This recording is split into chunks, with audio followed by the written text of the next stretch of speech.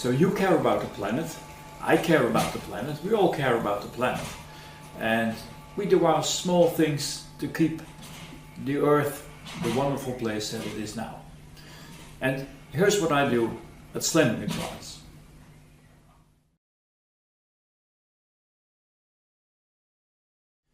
At Slaman Guitars, I have a policy of nothing goes to waste. I try to make use of all the resources that I have. For example, the neck is South American cedar or mahogany, tropical hardwood. And I buy it in this shape.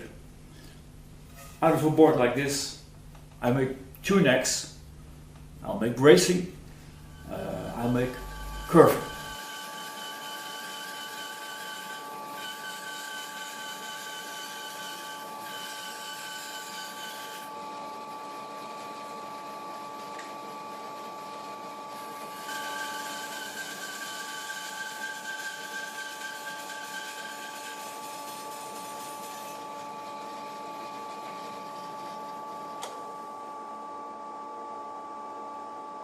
So, in fact, all of this board is used and nothing goes to waste.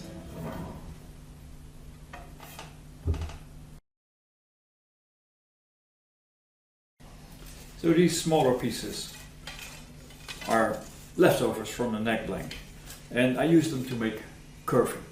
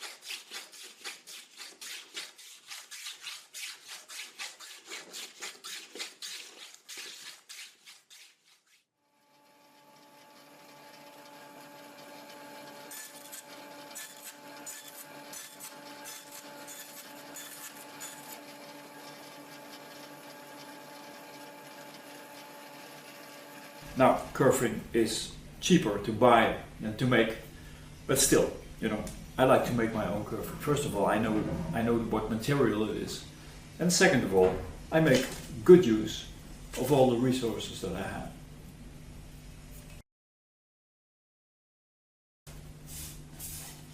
So again, these braces are leftover pieces from the neck. They're solid, nice material, I know where it's coming from, and I use every inch of the board.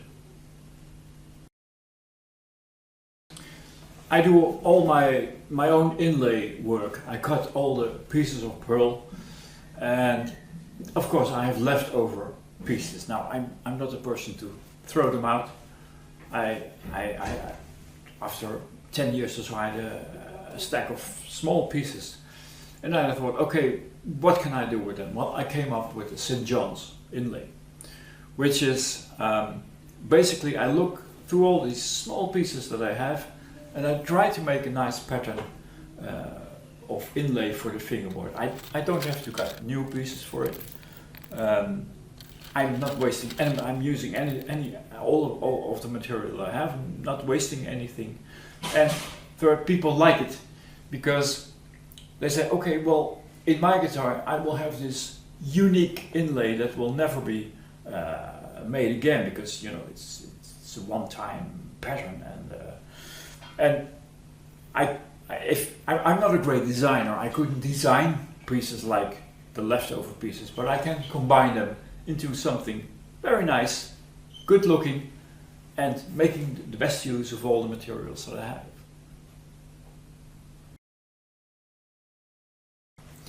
With ebony fingerboards, I try to buy FSC controlled wood so that I know that wood is harvested, but also new trees are planted for future generations.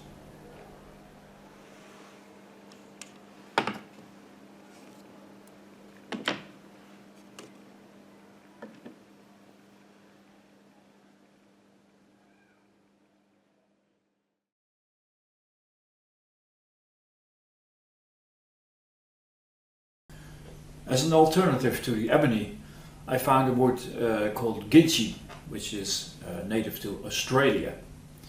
Very hard, very heavy wood, and very suitable for fingerboards. I've made a few guitars with it now and it works fine.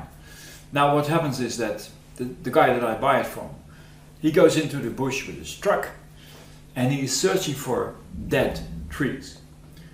Now, when a tree dies in this very dry Australia conditions, I mean, nothing happens. It just keeps standing there for 100 years and nothing happens. It's so dry, it won't rot. Nothing will happen to it. So what he's doing, actually doing, he's cutting down trees already dead. It could be standing for 50 or 100 years. So no living tree is cut for the gidgee fingerboard. So some 10 years ago I bought some Madagascar rosewood boards for fingerboards, and it was, it was okay to do it then, but by now we know that, you can be pretty sure that any Madagascar rosewood that you buy now is cut illegally. So I decided I will use the boards. I have 10 or 12 boards maybe. I will use them for guitars, but I won't buy any new boards because I don't want to contribute to this illegal harvesting of beautiful wood.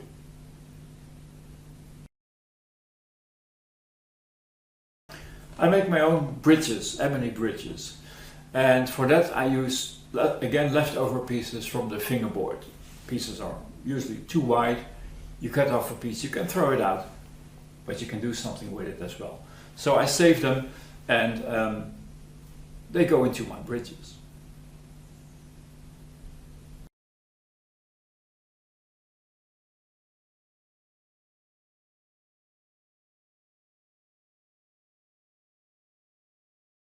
And even the packing materials that I receive with packages, I reuse. I reuse it to pack my own guitars when I send them out.